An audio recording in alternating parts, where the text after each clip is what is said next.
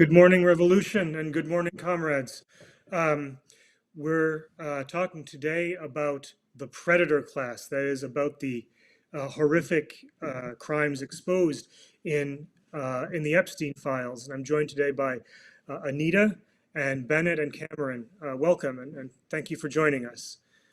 I think the first question to kind of ask about this is, um, as you've looked at the stories and material around this case. What picture emerges for you? We'll just have maybe a go round on this, starting with Anita. What's the picture that emerges from these documents? Well, for me, thanks for having me, Scott. For me, the real takeaway is the solidarity of the wealth hoarders, and it's very local for me because I'm located based in Columbus, Ohio, which had a very strong connection to Epstein uh, through Leslie Wexner, and we have all kinds of actions going on. But Wexner seems to be very tied up with protecting other sexual predators at the Ohio State University, the same case that Jim Jordan is implicated in. So it's just the solidarity of that class, the people who are hoarding wealth and really able to double down and protect each other. Thank you. Bennett, what emerged for you? I think just the extent of the horrific actions that have been going on for decades, and just how widespread it is. I mean, even at my own university, there's a professor whose name was in the Epstein files as being alleged that he raped and impregnated a 12-year-old girl. And he was teaching a class, this semester at my university, Anthony Earl Wayne at American University. And so it's kind of baffling to see just how far and how deep this kind of conspiracy has gone. Thank you, Cameron. What were your takeaways, or what picture emerged for you? Well, similar to what Anita was talking about, the point that was made in, now I'm going to forget the name of the podcast, but that the ruling class has solidarity within itself. But it also shows the real nature of our of the ruling class. And the obvious, one of the obvious takeaways of course is the impunity, and that these folks consider themselves above the law and above morality, and then obviously just a complete disregard for the lives of women and girls, and that's kind of systemic to the whole society and system.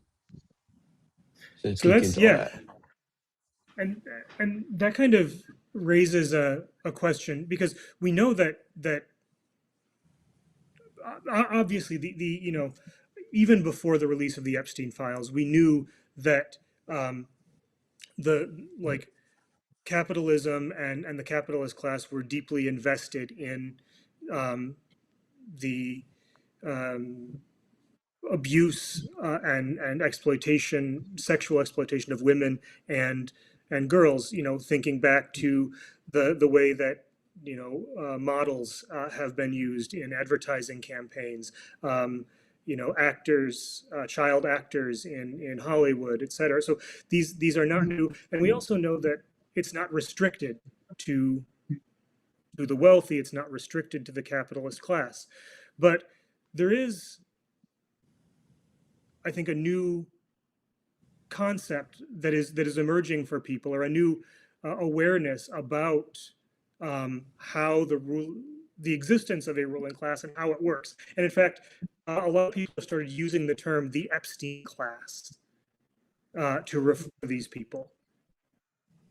So I know that we're communists, right? We get kind of prickly about class and how that term is used. We have our own definition for it. So I just wanted to maybe just do a quick lightning round. Like, is Epstein class, is it a good term?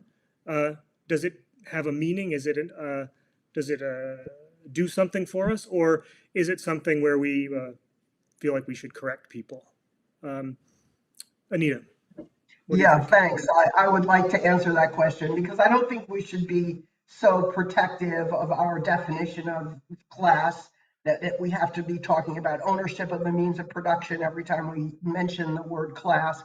I think it is obviously a class of people, a ruling class, and they protect each other. And we're not saying that every member of the ruling class engages in sexual trafficking. Definitely, sex trafficking is something that I'm sure, is a subset, but it's still those people are able to be protected.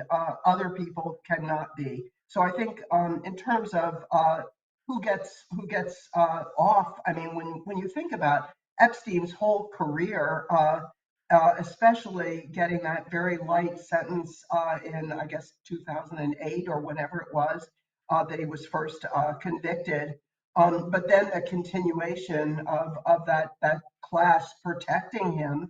And apparently, the FBI, our law enforcement agency, for decades now has evaded their responsibility to follow up on these accusations of hundreds of young people, young women, and men actually too, in many cases, in the case of Abercrombie and Fitch and other organizations that are engaged in these practices and implicated in the files.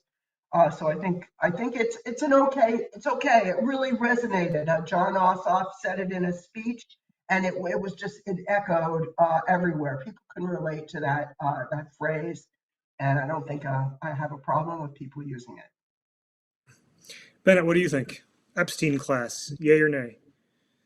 I think that it's an illustrative term. I think that it does a good job of showing the particularly gendered and sexualized nature of class violence and class oppression. That, you know, this is a part of the ruling class's history. Trafficking and sexually abusing young girls has been going on for hundreds and thousands of years. And I think that this term, while it might not necessarily hold to a Marxist definition of class, does illustrate something that's important for us as Marxists to pay attention to, which is this particularly gendered and sexualized nature of class oppression that has been revealed through all of these documents. Thank you. Cameron, what about you? I think you're muted. I don't know if I can add anything to what Anita and Bennett have already said. I think that they hit it right on the nail on the head. But yeah, I think it we need to be able to um, engage with the popular consciousness as it develops and be able to build on it. Yeah, I agree. I like the term, frankly. I think that um, it shows a big step forward in class consciousness because it suggests that this horrifying behavior that we see, you know, um, exposed in Epstein files and presented by the survivors, that this is related to an underlying class structure of society, um, that it is related to you know the underlying inequalities of society, and that you know that that's what we want people to understand, right? Lenin talks about the need to expose the ruling class tirelessly, and I think this is part of it. So maybe let's talk a little bit about um, Bennett emphasized that sexual violence against women and children has been around for thousands of years, tens of thousands. That it's a feature of class society. So we, we can't say, I don't think that capitalism, this is capitalism doesn't produce this behavior. It's not a new thing. How does capitalism play in here? This is a question for everybody. How does capitalism, I don't know, what is the relation between capitalism and this criminality that we see? Maybe starting with Cameron. Well, I think clearly human trafficking is profitable. And, you know, like other illegal markets, actually are, an inhumane, many inhumane and illegal markets are really important to capitalism because of their profitability. I mean, um, there's a reason why crypto is so important right now. And I think financial institutions are implicated as well in all of this. So capitalism does not have any interest in getting rid of human trafficking. Thanks. And I guess thinking about this kind of behavior,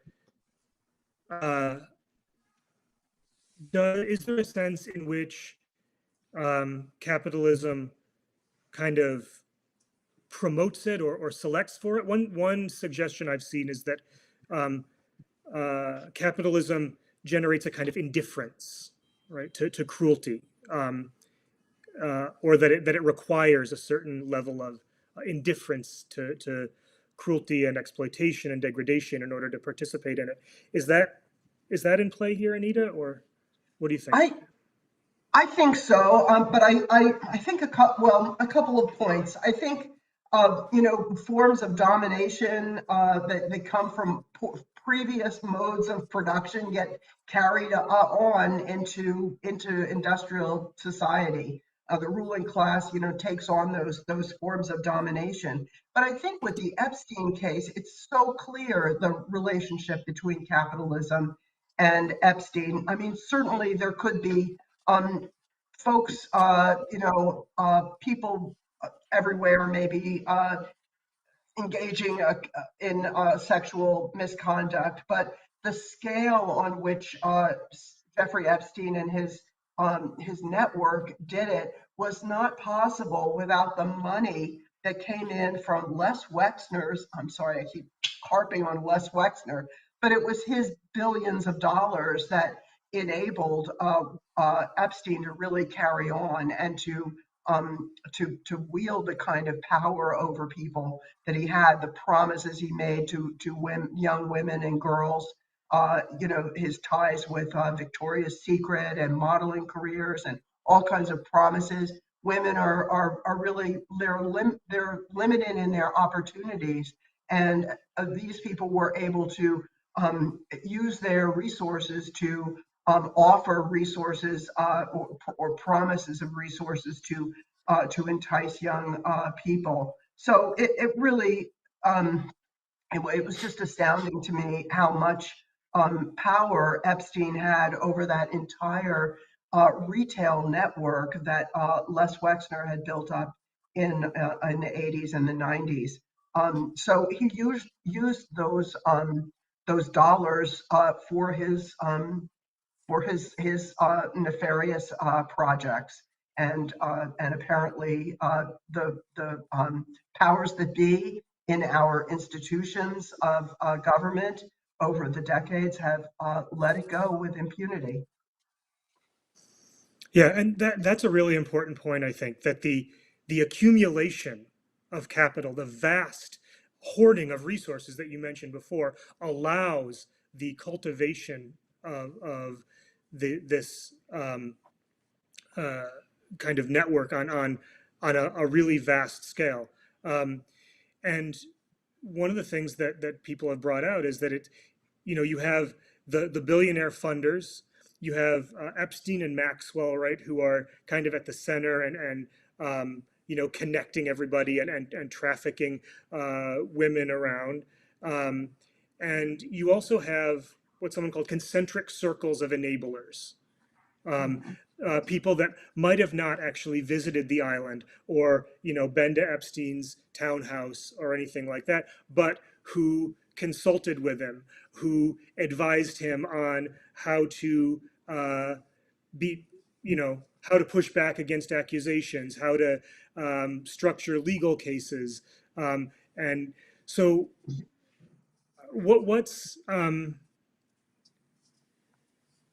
I guess how do we see that? I think we have to think about that in terms of how capitalism works as well, right? The ruling class is really good at um, at PR, or at least they have enough money to do it effectively, even if they're not good at it, right? They can just uh, kind of keep pushing on this stuff, and so I guess maybe the question is.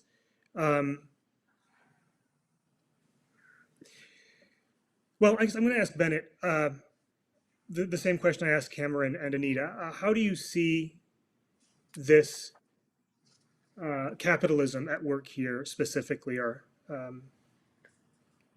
in this situation? I mean, I think that this is particularly a thing that could only be accomplished in the era of imperialism. The transnational flow of capital and people, I think, is kind of particular to the dawn of capitalism.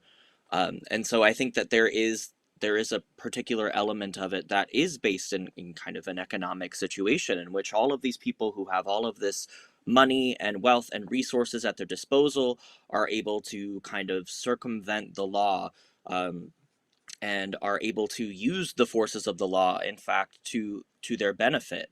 Um, and there's also an imperial element to this, as well, that I don't know if you saw, but there are emails from Epstein where he's talking about celebrating the death of Fidel Castro because he thinks that it'll open opportunities for him in Cuba to do this kind of sex trafficking and exploitation in Cuba, because under socialism that he was finding it not possible for him to engage in that behavior on that island. Um, and so I think that is a really good illustration of the way that kind of the capitalist system of governance really allows for and encourages this kind of violence to be widespread. And we see also this issue in terms of Epstein's connections with intelligence.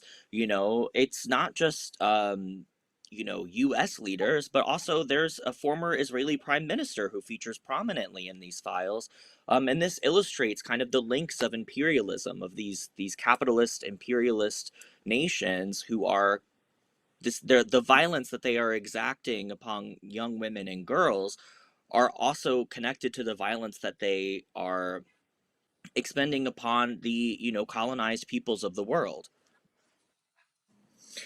Thank you, and thank you especially for bringing out that example of Cuba, because that's been something I've been thinking about a lot lately. Is before the revolution, Cuba was a kind of like, well, Havana in particular was a paradise for wealthy tourists made out of the hell of the poor of Cuba.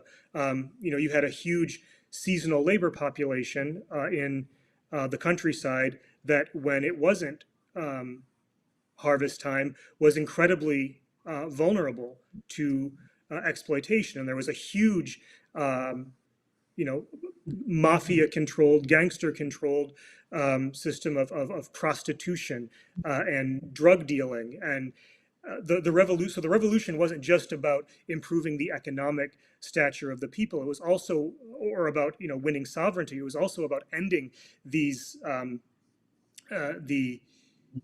yeah the drug pushing and the prostitution and all of the stuff that this gangster capitalism had brought there. And I think we see when in the current attack on Cuba, the escalation of the blockade, an attempt to turn it back into an Epstein Island, right? Back into one of these paradises for, the most corrupt and violent and backward section of the ruling class.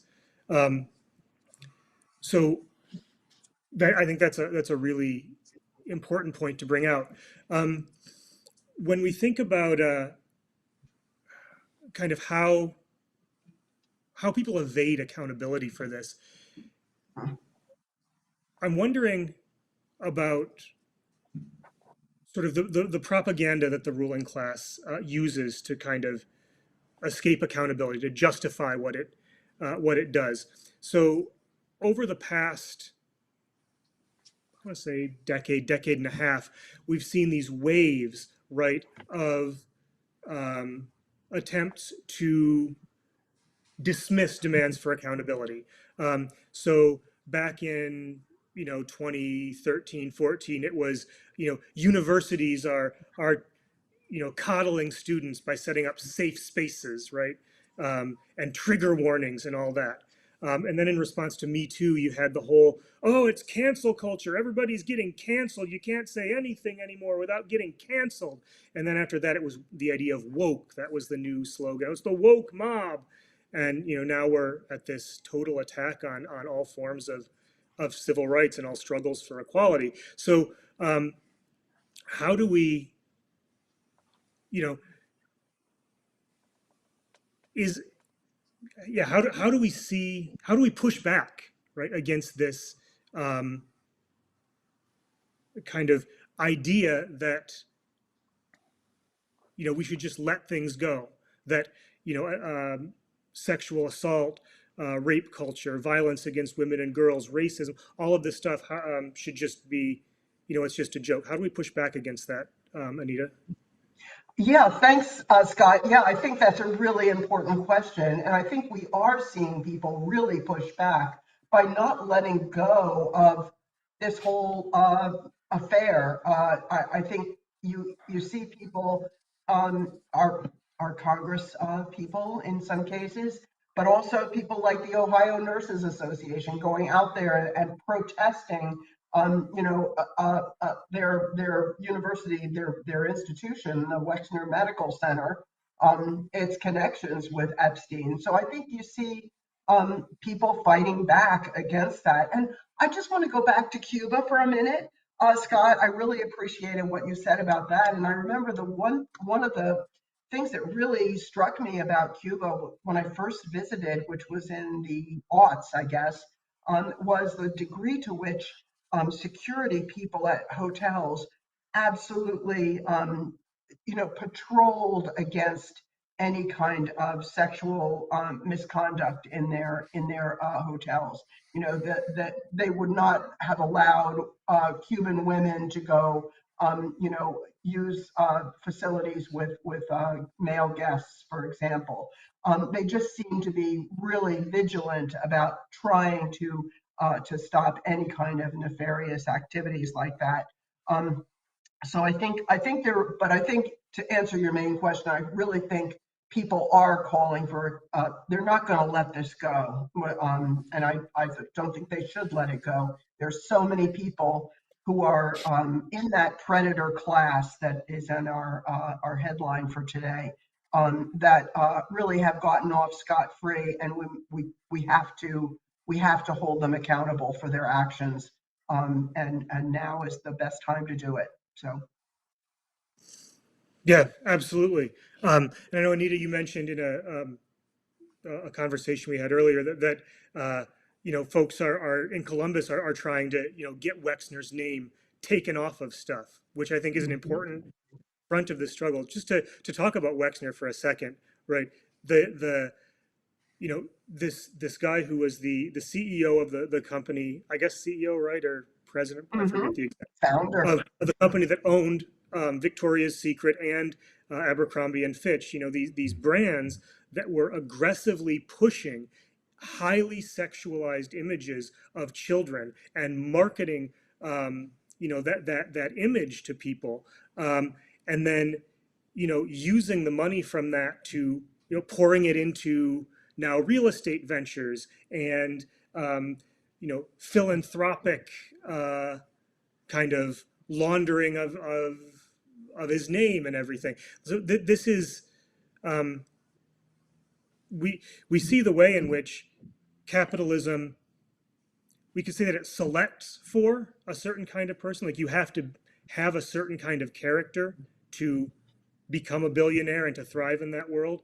It protects those people, and it enables them to deploy their resources to shape our culture and impose kind of their twisted values on the rest of society. That's kind of what I want to talk about for a moment. This notion of kind of morality and revolutionary morality. It's a word we don't often use, but so Marx and Engels, right, in the German ideology, they talk about how the ideas of the ruling class become the dominant ideas of society. And what does that mean for us in terms of uh, our action as revolutionaries, our attempt to change society? I want to kind of open that to Bennett and Cameron. What's our role in the struggle over ideas and morals? Maybe Bennett first. I think, we've talked a little bit about how our culture is saturated with, you know, sexualized imagery, pedophilic imagery, um, a particular aesthetic of person that's promoted as desirable, young women, um, who are small and, and they are dressed up in particular ways, and how this promotes a culture of predatory behavior. It promotes a culture of subjugation in which people who are not in the ruling class take on these ideas of, women's subjugation and these sexist images as kind of the norm, and I think this is really clear in a lot of genres of pornography, the way that these values are promoted, and the way that the subjugation of women is promoted, and I think that it's our job as communists, as working class people, to combat this kind of culture of sexual violence, not just through kind of a moral stance of combating particular depictions or imagery of the subjugation of women, though that is important, but also to point out the fact that capitalism encourages and organizes the economic and social precarity of women and girls, and how these women are taken advantage of because they are working class, because they don't have opportunities for work, because their families are poor. And how this allows for a culture of their exploitation to become, a national pastime. And so I think that it's important that we fight against these particular measures that have been taken by the ruling class to further subjugate women and push them back into the home, overturning Roe v. Wade and trying to illegalize abortion, which has already led to spikes in domestic violence, in places where women can't get abortion at the hands of domestic partner violence. So I think that our job as communists is to link these kinds of cultural manifestations of sexism and women's subjugation to the economic conditions that are promoted and ensconced by capitalism, which lay the basis for women's exploitation and for sexual predation and for generalized cultural male supremacy. Thank you. Cameron, what do we, when we talk about revolutionary morality, what do we mean? Well, I think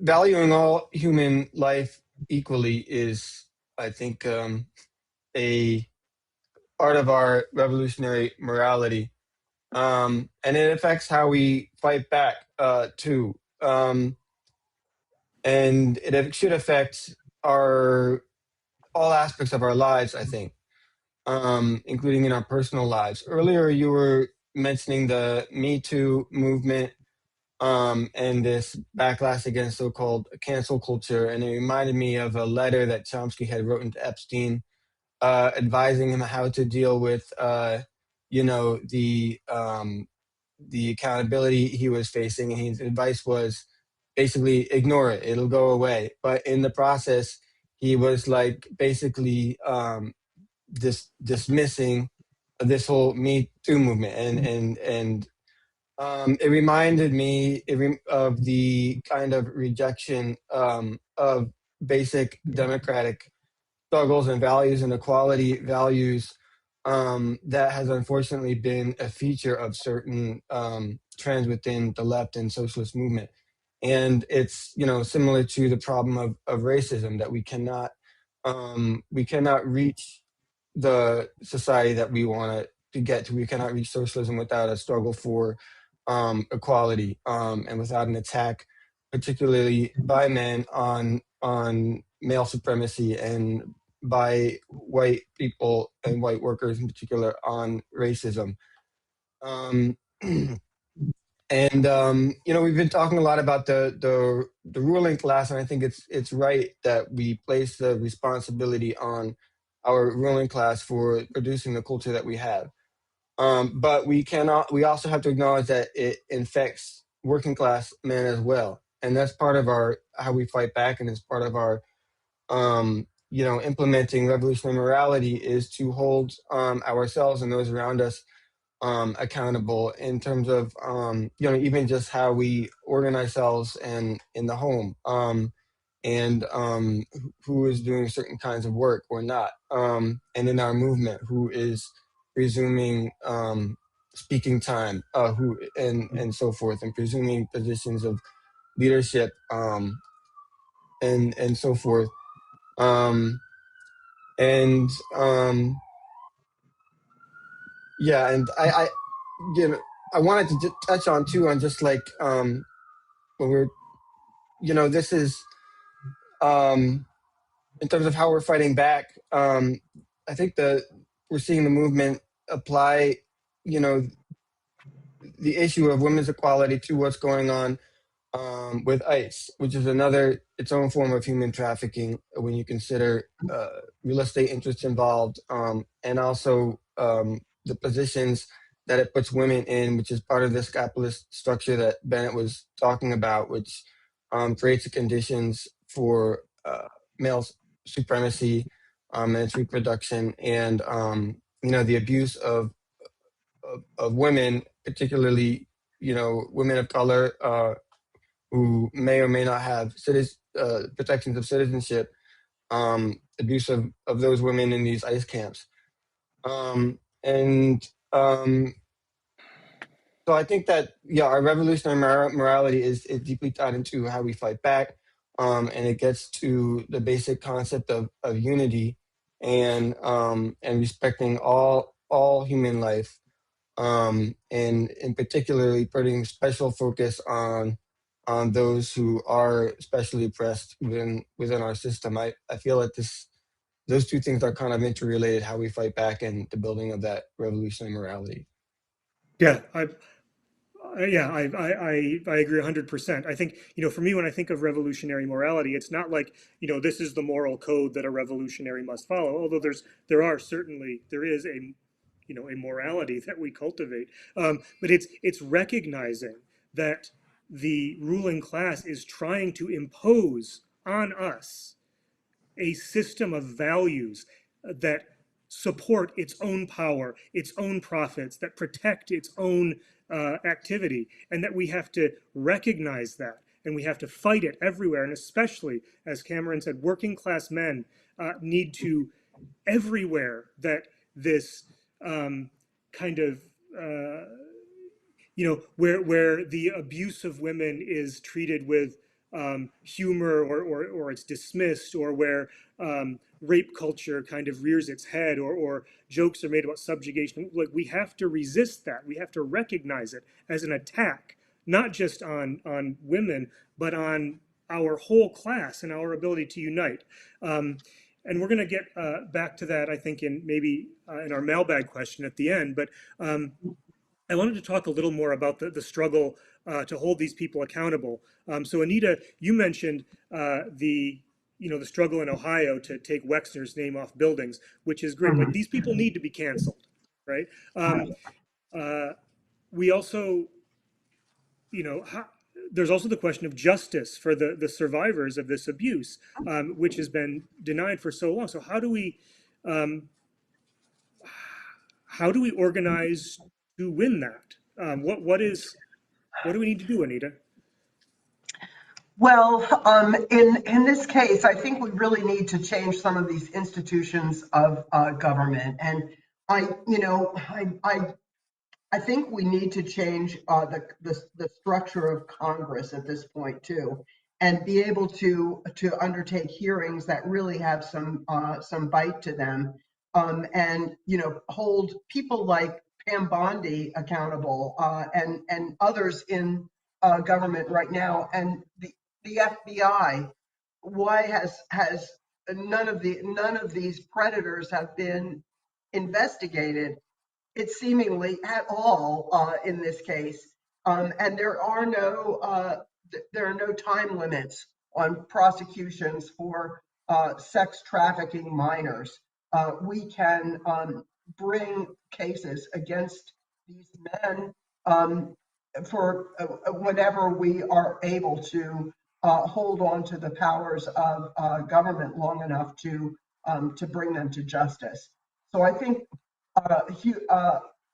the power of people making that demand on our government is the only thing. We have to keep the pressure up to make sure these people are held accountable, but we can't count on our institutions to do that without the people demanding it. And I think I feel that demand right now, throughout this whole process, because people are not letting go of this issue, and just the more horrendous facts that come out, the more urgent it is to people. So I think we can bring them to account, but we have to put pressure on our institutions to do that.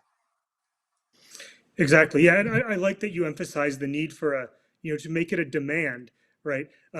Because I think sometimes, we, if we, when we were kind of watching all of these attempts at impeachment of Trump and all of these, sort of trials, accusations, et cetera, there was often a sense that um, it was kind of being done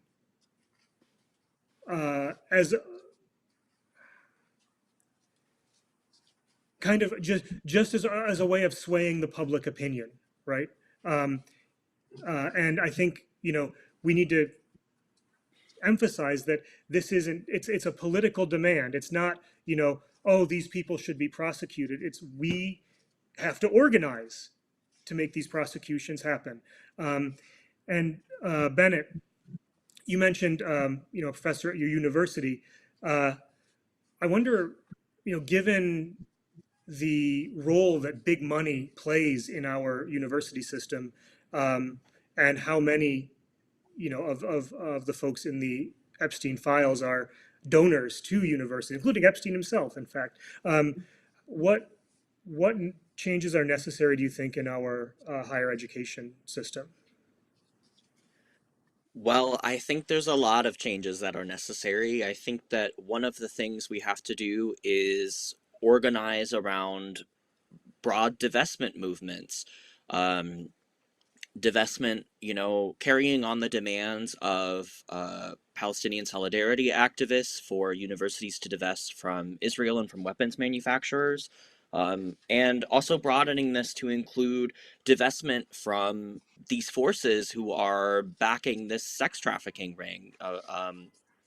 I think that these student movements can be powerful in kind of hitting at these particular strategies of these predators that use the university system to enshrine themselves and their ideas, and in order to avoid accountability.